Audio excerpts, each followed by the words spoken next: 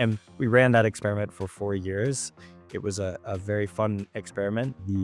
It was structured as a DAO, and ultimately the DAO itself shut down recently, no longer exists. There was a lot of people exchanging ideas, a lot of collaboration, just kind of this feeling of, oh, okay, maybe there's actually space to imagine and start to put into practice something new, some new ideas about, what the world could be. In your initiatives, in your projects, what are the people? Like, we still have to create something that someone will go into our platform, they will go to the shopping cart, they will add a ticket, they will purchase it, and they will show up. And there is There's a delicate balance here. And I think it's actually smart for you guys at Edge to do that carefully and to sort of like wait until you feel like you really know what citizenship is, because it is a concept that I think should be taken seriously. Welcome back to the Network Nations mini-series on the Greenpill podcast. I'm Primavera De Filippi, and together with Felix Beer, I will be your co-host in the coming episodes.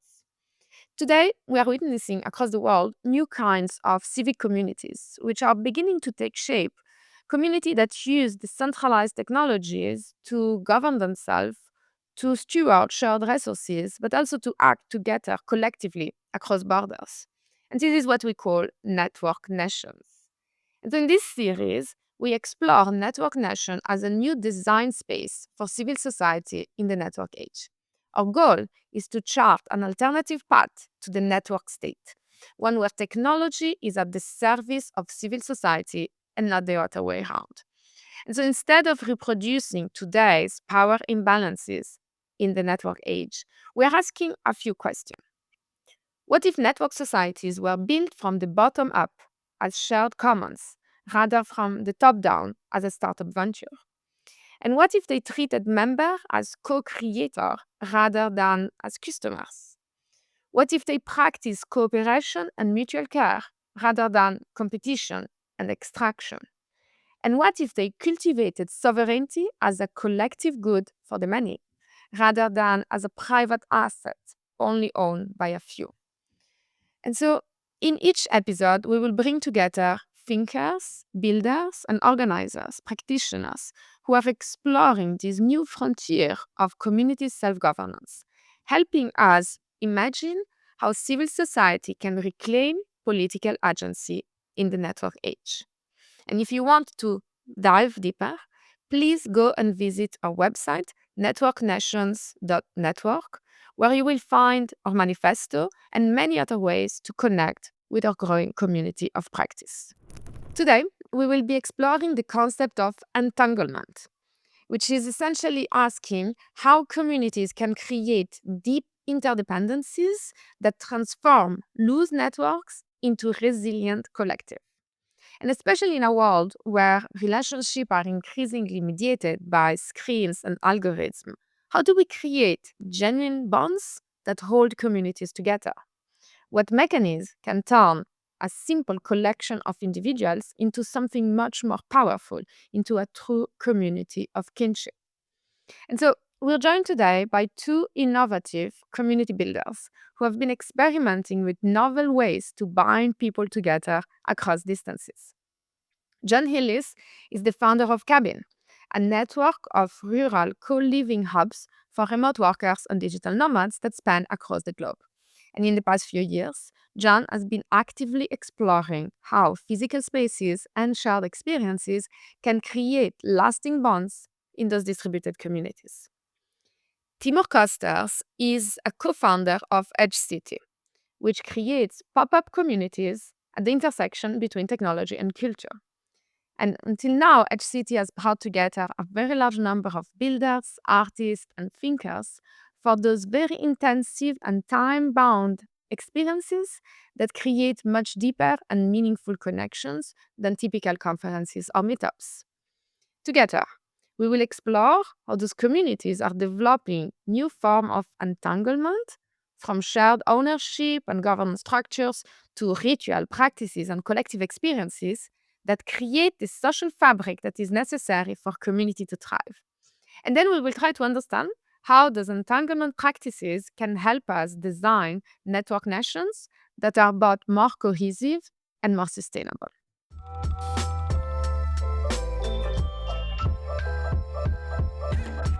Great. So thank you both of you for joining. I think we have both had individual and together a lot of conversation on the topic of entanglement. So to start with, I think it would be nice if you can give like a little bit of your story, but in particular concerning the project and initiatives that you have been bringing about, and to which extent, like what was the inspiration or the drive to create those initiatives, and how do you see them related with the question of network national entanglement? Sure, yeah. So I'm Jon Hillis, and I founded an organization called Cabin back in 2021. It was the ZERP era, a very different time, and everybody was very online in the kind of post-pandemic times. And I'd been working at Instacart, the grocery delivery company. I was a product director there, and I left to go move out to the middle of nowhere in the Texas Hill Country and start building a village from scratch. And, I had been thinking about writing some science fiction about some of these ideas of building like a city that was not physically distributed across a bunch of different locations. And then I realized that I should just try to do it. So I moved out and, just started like building houses and tweeting and, out into the void and inviting cool people from the internet to come out and help try to actually instantiate this city in the real world with the core idea that basically we were entering an era where people could earn money online. And so the economic agglomeration effects of cities may not be as important. And, people could work remotely and agglomerate instead around local communities and being close to nature. And we ran that experiment for 4 years. It was a very fun experiment. It was structured as a DAO, and ultimately the DAO itself shut down recently, no longer exists. But we ended up spinning out a nonprofit called the Neighborhood Village Project, which is, continuing the work of local community building around the country. Can you actually just explain for the audience, like what exactly is the distinction between what cabin was intended to be and what the neighborhood project is? Yeah, sure. So, and this will get maybe some into the initial ideas of entanglement that we're going to be talking about today. But Cabin, the original organization, had two main differences versus what it is now. The first is that it was structured as a a set of rural co-living hubs in nature for digital nomads where people could move out to the middle of nowhere and have great internet and great access to nature and live with friends and people from across the world that were coming together. And that part didn't end up working out long term because I think post pandemic a lot of people returned to the cities. Nomading slowed down, and getting people to actually just relocate to the middle of nowhere, it turns out, is a very hard problem. And I think one that's still pretty underestimated in our space. The other part of it is that it was a DAO. I think that it looked in 2021 like a good way to do governance for this type of decentralized city. And I think as we've all learned since then, it's a lot more complicated than we thought, perhaps, to create effective on-chain governance structures. And so what ended up happening is we raised venture capital into the project, and ultimately we created a set of entanglements between token holders that did not work out very well because we had token holders with differently aligned goals and beliefs about what the organization should do. And so earlier this year we disentangled the organization, and essentially we returned all of the capital in the treasury to the token holders, and we allowed people to go back to working on their own individual projects with some of the resources from the community. And the reason for that was that we sort of reached this stalemate of entanglement. And we realized that, most of the value that an organization like ours can have, particularly in this new iteration of the Neighborhood Village Project, where it's focused less on building these rural co-living villages and more on building the social infrastructure of existing neighborhoods. It doesn't actually need as much entanglement or as much coordination or resource sharing across the network. What it really needs is, a chat group and some support networks where people can help each other out. But most of the work, most of the value that's being produced is actually being done in these little individual local pockets. Hmm. Cool. Thank you. Timur, you want to go next? Yeah, gladly. So I'm Timur. I'm one of the co-founders of EdgeCity. And briefly on my background, I spent about 10 years in tech, first as an operator and builder, founder, and then as an investor. And it was during the time that I was investing that I was invited to an event called Zuzalu, which happened just over 2 years ago and was really a genesis point for a lot of these things. I think it's actually where I met both of you, funnily enough, at least in person for the first time. But it was essentially a 2-month experiment that was initiated by Vitalik Buterin and my now co-founder Janine and some other folks. And essentially, the structure of it was that every week there would be a different focus, a different theme. I think, John, you came during like the new cities theme. I ran the AI week, and then that led into the very first, I think, Network Nations week that happened, which you were at, P. So there was a lot of people exchanging ideas, a lot of kind of collaboration, just kind of this feeling of, oh, okay, maybe there's actually space to imagine and start to put into practice something new, some new ideas about, what the world could be. And so I personally had a very meaningful experience there. I came out of it thinking, wow, that was such a wonderful set of, new connections that I was now entangled with. I felt personally entangled with the idea of Zuzalu. I felt kinship to the people that I met there. And I think I came out of it with a key insight that these types of formats of gatherings, these pop-up villages, are actually critical to go from purely online communities into something more interesting, to something deeper, where people actually care about themselves and the overarching container to which they or community to which they belong, because they've had these varied in-person interactions. And so out of that came Edge City. We essentially picked up the baton after Zuzalu decentralized. And aside from the kind of personal experience and the community experience that is possible there, I think there's this other interesting aspect of it, which is, what do you actually do with that once people are there and they feel entangled in this community? And I think what we've learned since is that these formats are also a really good way to actually experiment and test new kind of societal, social, and kind of tech-enabled institutions and processes and systems in actually an IRL container. So the reason for that is that it's a quite a long amount of time. They last 1 to 2 months.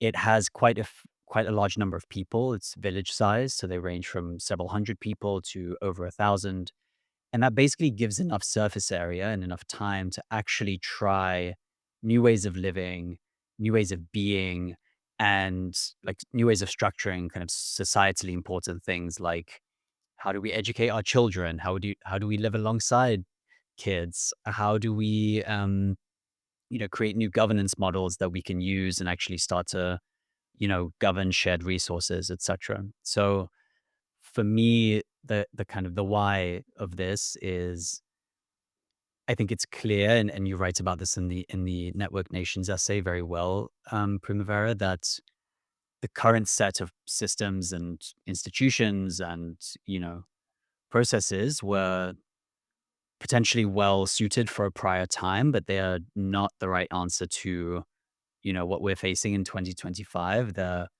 barely internet native, let alone AI native. So the question is, where will new versions of these things come from, and where will they go from ideas into theories into practice? And I think for me, the answer, at least partially, is in these pop-up cities, because we've gathered all of these high agency people with interesting ideas.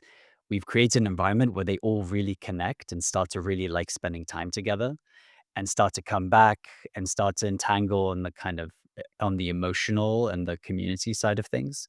And that gives us a chance to start to implement and experiment with kind of more interesting ideas. So that's been Edge City for the last 18 months, and we're keeping going. Mhm. Yeah, yeah. I had the privilege to experience many of them.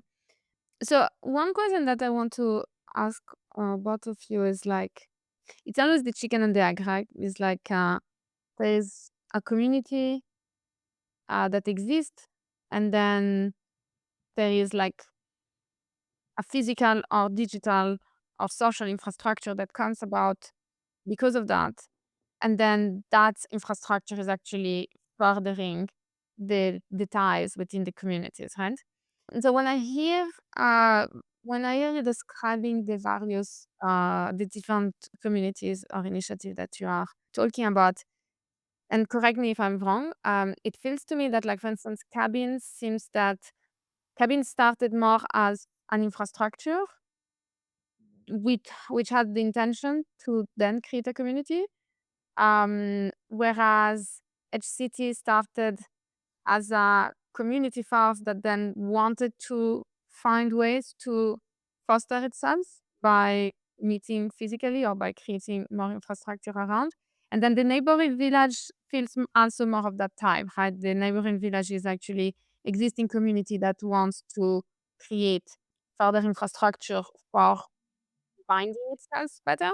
Is that correct? Yeah, I think that makes a lot of sense. I would say that, yeah, one of the big learnings we had with the initial phase of Cabin, one of the best ways to bind community members together is through the creation of things. Maybe the only like truly effective way is to actually like build things together, or have some, like, community cannot exist for its own sake. Really, it needs to have like, ideally something that people are doing together. And so for Cabin initially, like, one thing we found early on was that build weeks were this really incredible way to tie people together, where, people who had never met before would show up and uh, be in the same location and actually like build a sauna, or build a, you know, uh, like patio pergola, or, build a house, build a bathhouse. And like, the act of doing a physical thing together is like an incredible way to get deep quick, because it like surfaces team dynamics and helps people feel this like sense of shared accomplishment. And at the end, you can all stand there and look at it and be like, yes, we did this together. We like formed our community through the act of doing this thing. And so that was an informative lesson for us that has carried forward. And I think, to your point, that's a big part of the um, drive of the current neighborhood village project is, if you pre-build all the infrastructure and then you just try to put people into it, it's harder to get that sense of community than if you, go around to all of the people in the local area and you knock on doors and you start a chat group and you're like, hey, what do we want here? And you start with maybe a recurring event, and then you start to think, okay, what are the other things? Like, we could have a collective tool library. We could, have a place where we all take our kids and hang out in, clear out a park, or whatever it is that like you need in your local area. The act of creating that thing is also the thing that creates the entanglements. Can I make a little zoom in, a dual click on this? Because you said one sentence, and I just wanna make sure we are on the same page on that sentence. You said that you cannot create a community for the sake of itself. But when I hear what you're saying, it sounds as if like the community seems to still be created for the sake of itself. It's just that you cannot just commune.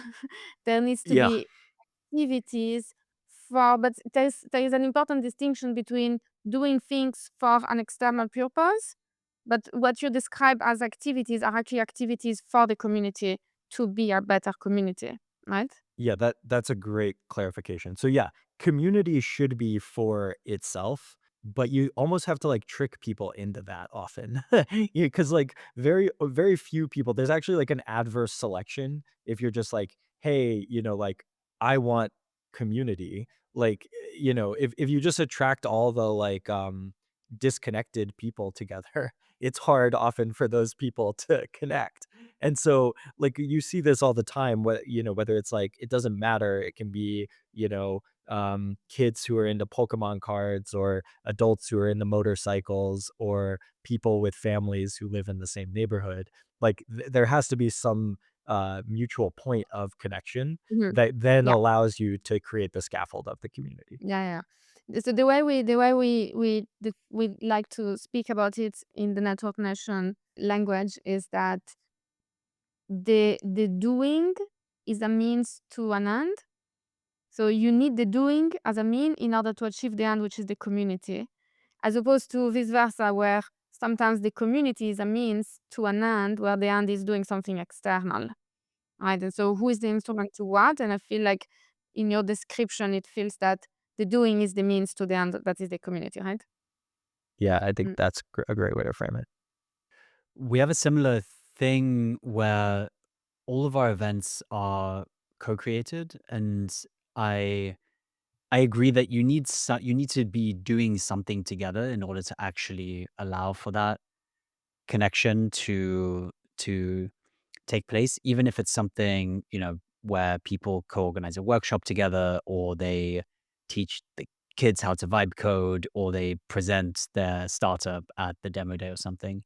It's that act of creating the container. It's kind of recursive. It's like, okay, people arrive, they learn that they have permission to create the thing that they are stepping into. They do that. They feel very good about it because it just feels good to participate. There's obviously, connection through hardship is like a well-known thing. And then they feel more entangled and ownership over the thing that they've made, and so they want to invite their friends, or they're proud of the thing, etc. The one thing I think that's different for us to what you said initially, Primavera, is that we started as a community and then created the gathering to in order to essentially have some place to meet slash something to Mhm. do. And I think there was kind of this almost immaculate conception moment with Zuzalu, where it was like such a weird mix of people that would not have otherwise, I think, identified with themselves together. And we had something similar at the first Edge, where it was a wide variety. Like, we had our kind of pre-community from the Zuzalu days. We had all the other people that we knew. Word also spread. But I think actually the strongest factor was that we just put out a bat signal, and we had some initial copy on the website. We had essentially values, North Star messaging, very lightweight. We were not, 10 commandments about it, or one commandment, or whatever the other framework is. Um, we would just, here is loosely what we're into, and here's kind of what's going to happen, and you guys are going to come and help us do it. And then we just saw who showed up, and it actually self-selected for a very interesting group. And then over time, the community has started to solidify and then kind of create itself. Yeah. I mean, that I think that's why it's always chicken and egg. There was like an initial sense of community that then got reinforced and eventually keep reinforcing itself for every edge city. So I have an interesting question for both of you. I was listening to this very interesting, for lack of a more sophisticated word, debate between Curtis Yarvin and Glenn Ryle. I don't know if you listen to this it's a debate podcast, which is the question is basically, should the US be ruled by a CEO dictator? Where Curtis is claiming yes and Glenn is claiming not. But then at some point there is this interesting question that emerged, which is like, when you speak about a startup and a company, the people, you call them customers or users. When you think of a nation state, the people, you call them citizens, right? And so what I want to ask to both of you is like, in your initiatives, in your projects, what are the people? Do you call them citizen? Do you call them, I mean, independently of what's the actual word that you use, but are they like closer to a citizen type of thing? Are they closer to a consumer type of thing, to a user, or is it something else that needs to be named? I'm very excited to watch that debate. I think that will be very interesting. But I think Interesting. in our case, yeah, in our case, I think our aspiration is to move towards the citizen side of the spectrum, and with with all of the things that that entails in terms of people's identity relationships to the broader thing, people's participation in the governance of it, maybe in the democratic processes of what we're creating. And at the same time, I think early on in our journey, there is still this interesting, almost user like relationship where we still have to create something that's compelling to people, right?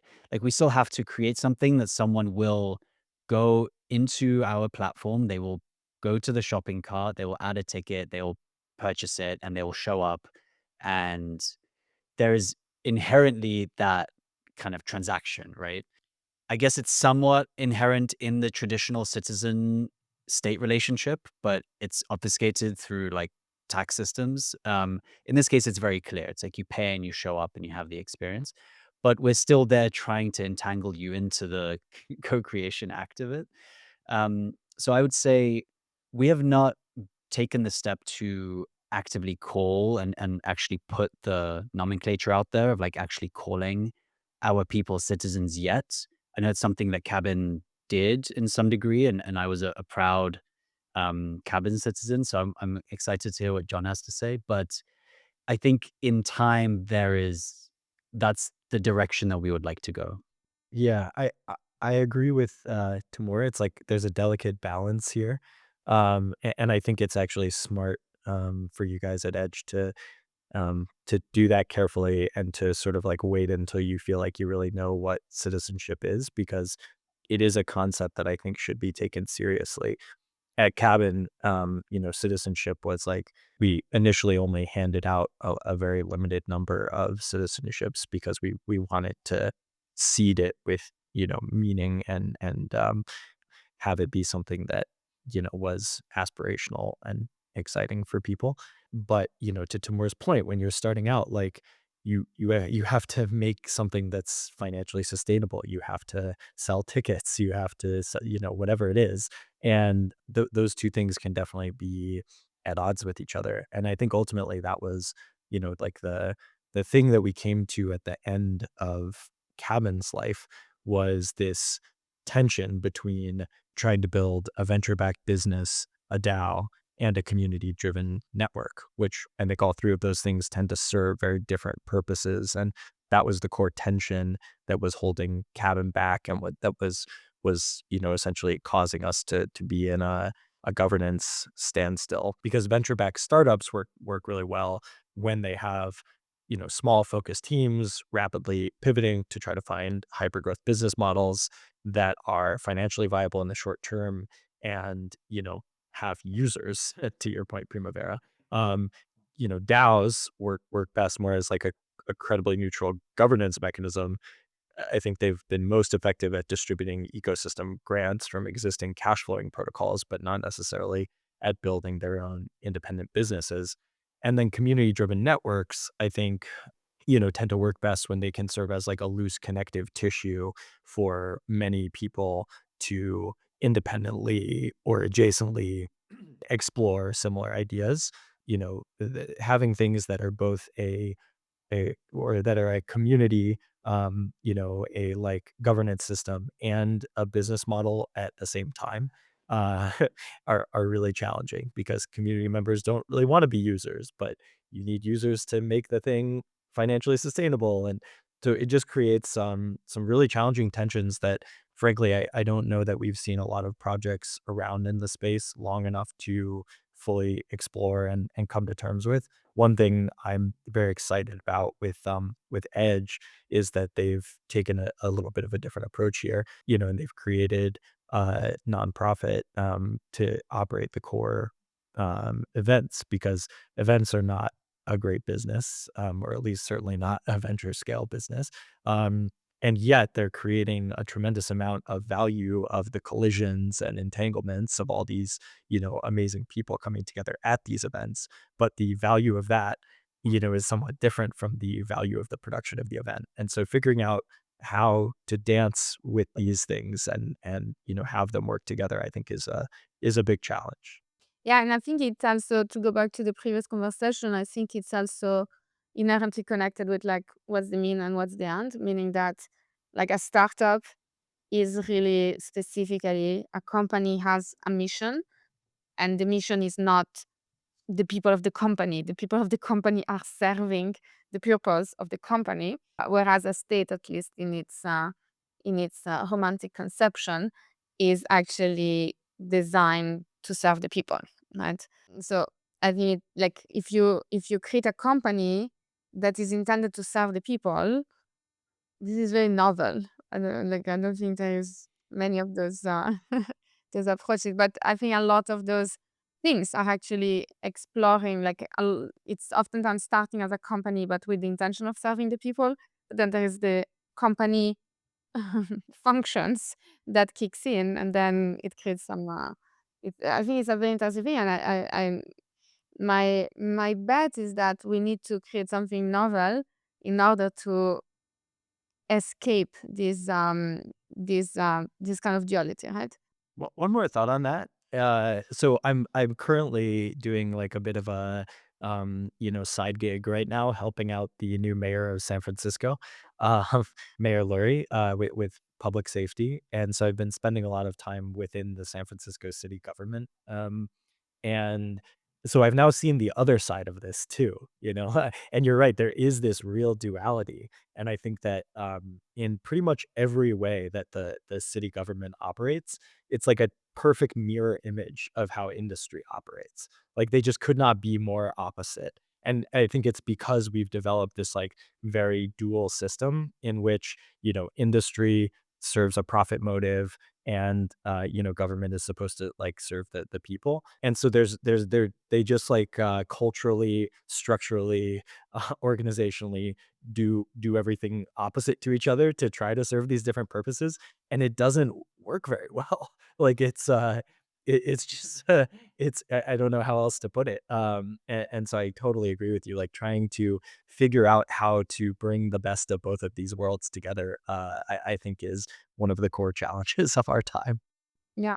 So we like to within our little network nation space, we like to think that you always have like the public sector, the private sector, and then you have this third sector, which is the commons, and that a commons based approach, to some extent at least, benefit from the best of both worlds, in the sense that it's taking like the locality and the grassroots, or like the people organized aspect of things, without having this very big institutional thing, but also is actually addressed from like a civical perspective to serve the people. So it's like by the community for the community, as opposed to by the community for someone else, which are the users, or by someone else for the community, which will be the state approach. Yeah, we still need to figure out that institutional structure that can make this work. So one of the way in which we try to speak about entanglement, like entanglement is a very complex topic, so we're gonna try and like disentangle it a little bit. But one way in which we speak of it is like entanglement is when you start creating interdependencies between different people or different nodes in such a way that the success of the individual becomes inevitably connected and almost inseparable from the success of the collective, right?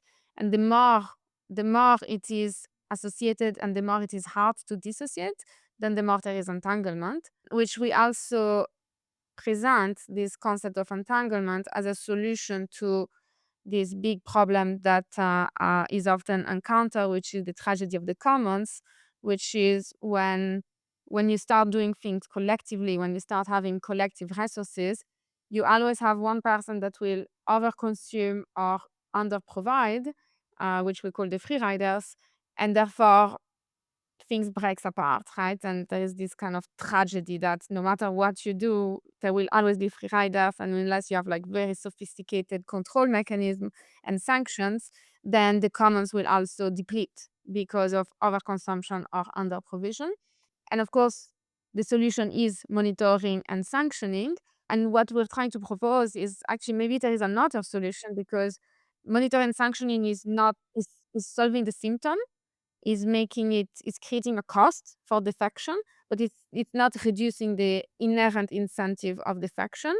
And what we like to think about is that entanglement is actually solving the problem at the root, because if you're entangled and your success is inseparable from the success of the collective, you don't have an incentive to free ride on the collective, because you're also free riding on yourself. So anyway, this is like theory to be validated, of course.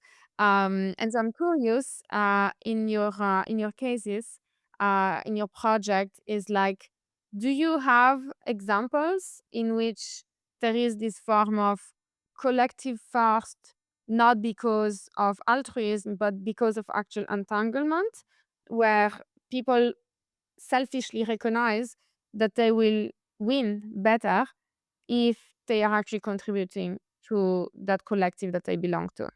Yeah, I have a couple thoughts about this. The first is that I think scale just matters so much in these conversations, and I think it's very easy in the context of talking about uh, nation states and network nations and these sort of things to think at these like very large scales of millions or hundreds of millions or even billions of people. In my experience, most of these problems just don't apply as long as you keep the scale small enough.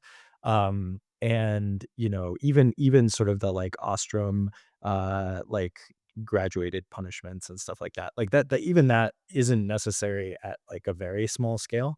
I just think about like my local neighborhood and our park, and like people generally kind of take care of our local park and like have good behavior, and it like that's a great commons that like does not need really any management or any entanglement or um it's just like the fact that it's people that all like see each other every once in a while is enough social pressure to keep people from doing bad things. And the fact that I guess maybe the I guess homeownership that's is like monitoring. the entanglement. Yeah, like so it's actually like the commons is I guess adjacent to homes which are privately owned, which probably helps with the sense of entanglement. Ultimately, like most of the pressure is not, it's just like the social pressure of being a part of a community. And so I think like that's the most powerful form of entanglement in my mind. But obviously it just doesn't scale very well. I think the other form of entanglement here that is probably like underappreciated is like the entanglement of uh like mutual social debt.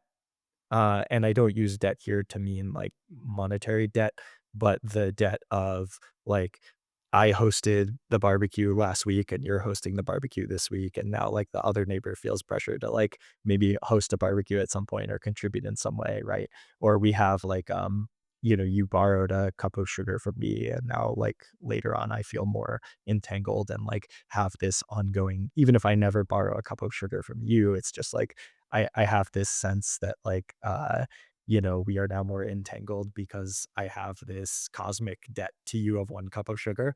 Uh, and I think like those sort of entanglements are actually the most powerful ones in like a community context.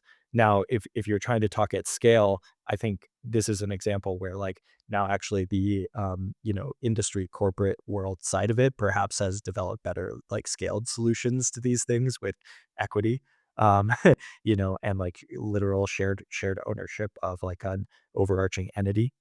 When I was at Instacart, I felt highly motivated to contribute to the whole because I owned a piece of it. And so, I think like those are probably the examples that resonate the most for me in terms of how entanglement is actually effective. Yeah, those are great points. I think there's a couple of mirrors there for what we're up to. I think it's incredible to see the amount of effort that people put in to create amazing experiences for others in the space, and or use each other's projects. A lot of people create things at EdgeCity, or they demo things at EdgeCity, or they experiment. They launch their product and get feedback, and people will put in hours of their week to actually use the thing, give feedback, etc., to no actual, benefit to themselves yet. Obviously, you could imagine in the future a more overt entanglement, somewhat similar to equity, where we could have a shared pool of equity in all of the startups that we've helped incubate or have invested in, or something like that. And every member of the community has some small share in this. There have been DAOs early on that tried to do similar things, and that concept is quite strong. But you almost, at a small enough scale, like John's saying, you almost don't need that because people, I think the social capital of being seen to be doing something good for the collective is greater even than the potential financial entanglement, where people like to host the thing and then share in the Telegram group of like, oh, we hosted a barbecue and etc. Or, we're about to host one, you guys should come. We've seen this actually with residencies that we've been running at EdgeCity. So the next event that we're doing, which is in Patagonia, will actually be structured as a collection of about a dozen residencies, and most people attending will be part of a residency. And they are their own. It's kind of fractal. They are essentially their own little pop-up village, but it's 30 people instead of 300, and they have their own focus areas and norms and values and things like this. But they can benefit from being part of the greater whole. And they're usually run by volunteers and people that really want to provide something for the broader community. And that's just something that's really cool to see. I think over time, we can definitely imagine more kind of, I guess, strong entanglement or something that's potentially, you know, financial capital instead of just social capital. Um, Another thing I think that's interesting, though, is that something I've noticed is that we've seen people develop identity bonds to the broader concept of Edge City. I think because they've had so many meaningful experiences, they've met so many people, they've had, you know, just a long time. I think some people have spent over 60 days at some kind of Edge City event. And what's nice about that is that then you start to get into this realm of imagined communities, like the Benedict Anderson idea. He obviously was talking about nation states and how people, without ever meeting their fellow countrymen face to face, will die for them or will pay taxes for them or, go to lengths for them. We don't have yet that level of commitment, let's say, but there is already this thing where we've had, I think, over 12,000 people come to an Edge City event, and not a single one of those people has met more than 100 or 200 of those folks, and yet they still feel themselves part of this imagined Edge community that they feel willing and able to actually provide, spend energy providing for.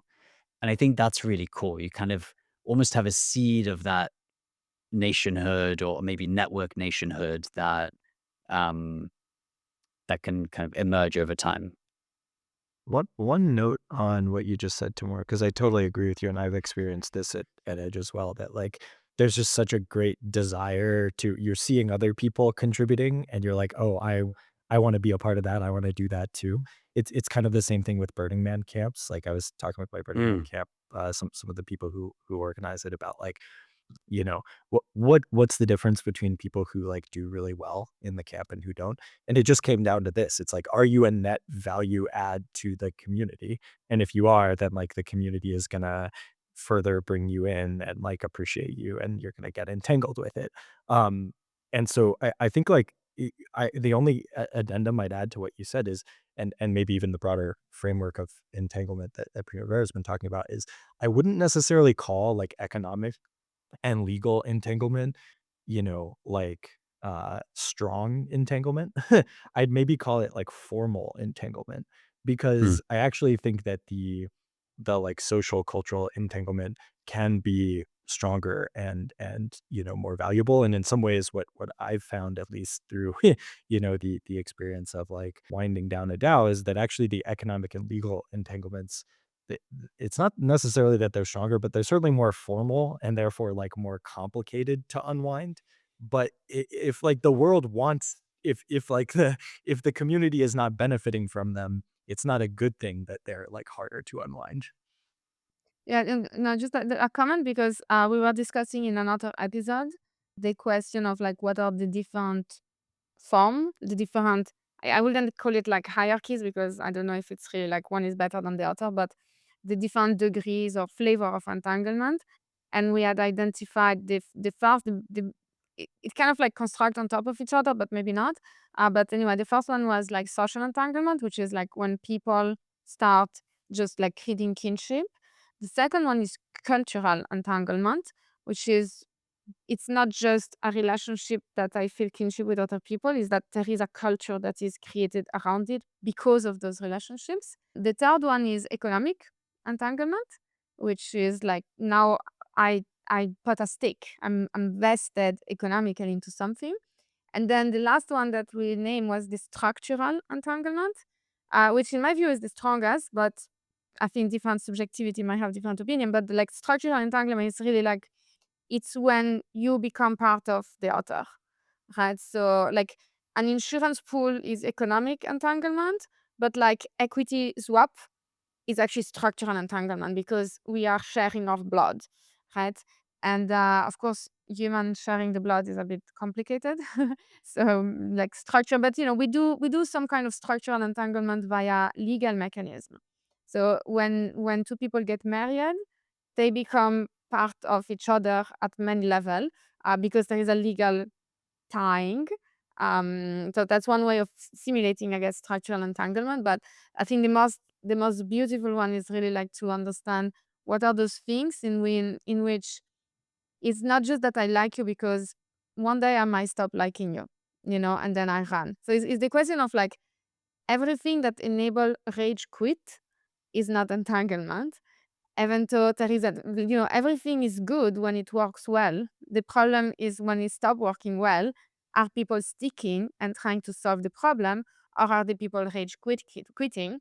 And I feel like in the example that you both have given, I see how those are very clear representation of why it makes sense to contribute when everything goes well.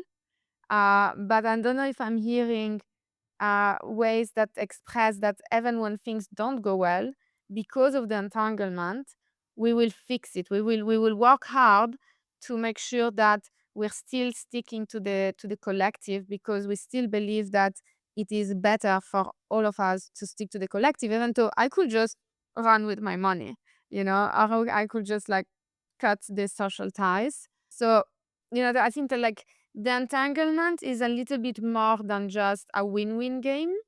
It's a win-win game that also has a lose-lose. you know, that that it's not a prisoner dilemma. A prisoner dilemma is like always have this incentive of defection, where but lose nonetheless. Whereas the entanglement, actually defection is gone. Like the incentive of defecting is gone because it's so obvious that you will lose even individually by defecting. Yeah. It's interesting to think about the exit cost of these communities and to what degree you want to build those, you know, structures into place.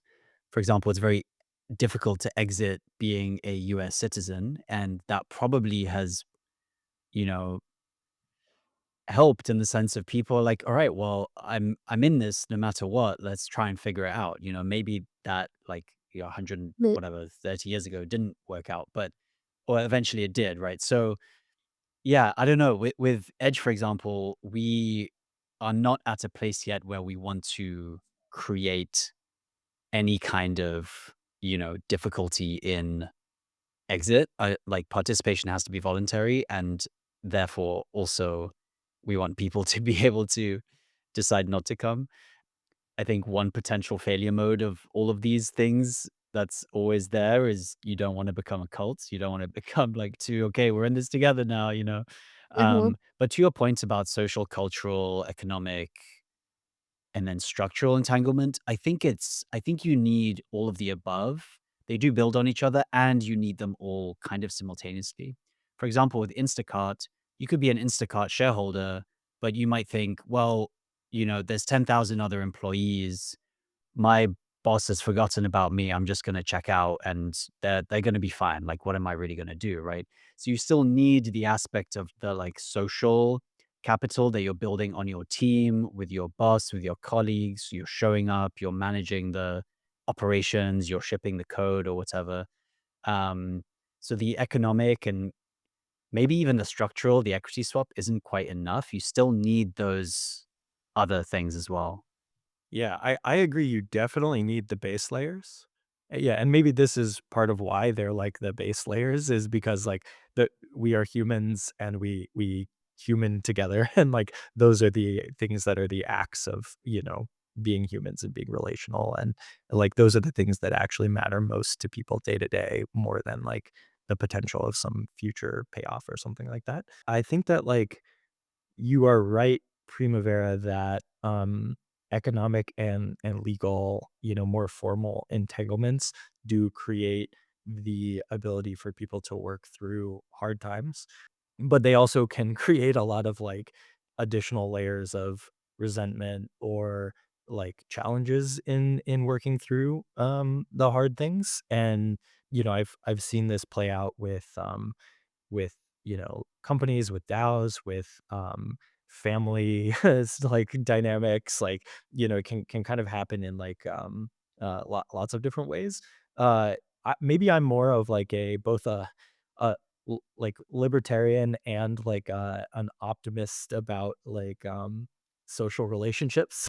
But I feel like the ability to exit is actually like a crucial part of the types of organizations that we are building relative to nation states, is that you can exit, and if it's not the right fit, there are other options, and that like most people are uh, attracted to being a part of a thing, being a part of a group, being a part of a mission.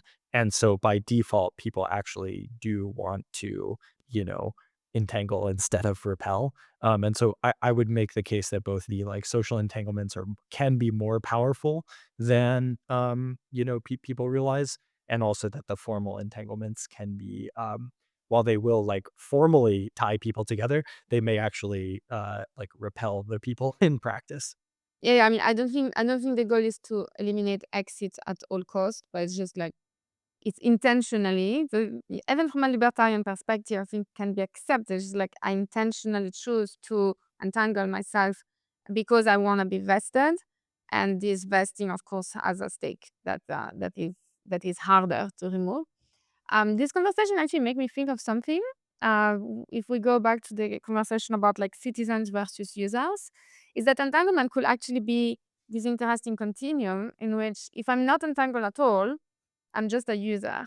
But the more I choose to entangle myself, which is voluntary basis, but now you trust me because I have a strong stake into the system because I cannot just run, then giving those entangled actors more of a citizenship role, which basically just means like the more you demonstrate commitment and entanglement, the more you benefit with higher influence in the governance of the system because of course I know that your decision is a long-term decision and it's not just like a pump and dump decision, right? So in this way, like we can kind of navigate, like not everyone has to be like 100% entangled, but people that are so entangled that they just are one with the system, probably you want to give them more voice than someone that is just contributing. It's nice to contribute, but if you're just contributing but you're not entangling, then it's harder to trust you because I know that you can run at any moment if you find a better system, right? So perhaps this is a nice way of playing between this continuum of like user versus citizen. Yeah, I think that's a really interesting point. Even just the term user, like I don't love it because it's like the other connotation of that is like drug users or like, it's like it Yeah, tends to be these very transactional relationships. yeah, yeah. And so I think to your point, like, yeah, the downside of like, trying to make governments look too much like startups is that like users are inherently transactional. And so I think this framework of thinking of like citizenship via increasing levels of social entanglement and then maybe more formal Or versions of other types. entanglement makes a lot of Mm. sense. Yeah. Mm. Okay, so now we can go into the fun part, which is the speculative part. So here we'll talk about like the present and the past. So I'm curious, given all the conversation we had, um, with regard to your specific communities, is there any desire or whatever inspiration of actually doing something, adding a new mechanism or a particular feature that will incite, incentivize people to get a bit more entangled? And what will that mechanism look like? Yeah. I think in our case, I have a loose, let's say, entanglement roadmap that I haven't actually written down anywhere, but it's kind of bubbling up through conversations I've had with the team, the community, and just in my mind. And I'd say we're probably at like a 3 out of 10 on that roadmap, meaning right at the beginning. And we're missing quite a lot. So, in general, yes, the desire is there. Like, I would like to move Edge in a direction where people over time start to feel more of their identity as being part of this community. They feel like they want to participate more. They want to be at the events. They want to build their startups in the community. They want to, share their academic papers on our forums, etc. Right? What are we missing to get there? I think a few things. One is we still don't have really a sense of any kind of identity layer or credentialing or, you know, something that you can look at either a digital or physical, totem of your belonging, essentially. And that thing, by the way, should also be, on an open protocol that allows people to be part of multiple communities. And it should be, obviously something on chain, something that people can yeah, it's just in the open and I can be part of, you know, Fatopia or something like Cabin or EdgeCity, and the communities will all start to entangle through the people that they share in common. I think that's actually kind of a beautiful thing. Mhm. Um, what else are we missing? We're missing a way to and manage shared resources. We're missing some kind of probably light constitutional framework of what it even really means. What's you signing up for here? And then over time, we're missing the structural and the economic entanglements as well, and that's something that will take longer, right? Because that would mean probably some kind of token or, you know, shared equity or things like this, and that will just take, I think, many years to define how to do well. But yeah, TLDR, that's the loose roadmap. Mhm. Yeah, I think interesting. for me, there's maybe an irony here, which is like, I believe that the the the most interesting and valuable thing that we are all creating, in the context of network societies, network nations, etc., is moving beyond this like Westphalian model of sovereignty grounded in physical territory. And yet, I think that the type of entanglement that I'm most interested in developing is an entanglement of place.